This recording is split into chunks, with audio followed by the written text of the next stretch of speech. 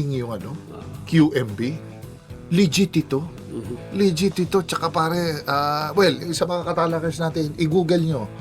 Certified to na big man, natural big man, nang galing sa matitinding eskwelahan, ng Citadel, nang galing sa Vanderbilt University. May pinagmulan itong bata, magaling pumoste, ang laki nga ng katawan niya, tinitingnan ko sa YouTube kanina eh.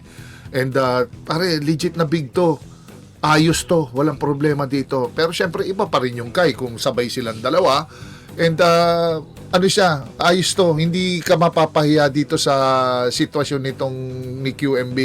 Matibay to. Yung Philips pare, okay din. Okay din yung Philips kasi medyo mas maliit lang nga. Pero different style kumpara kay Junmar, kumpara kay Kai. Ito kay Kai medyo hawig. Magaling siya rotate sa depensa. Shot blocker, ma-timing kahit fino-front siya, nakukuha niya yung bola. So, ano to pare, disenteng pamalit ito para kay Kai. Okay itong bata.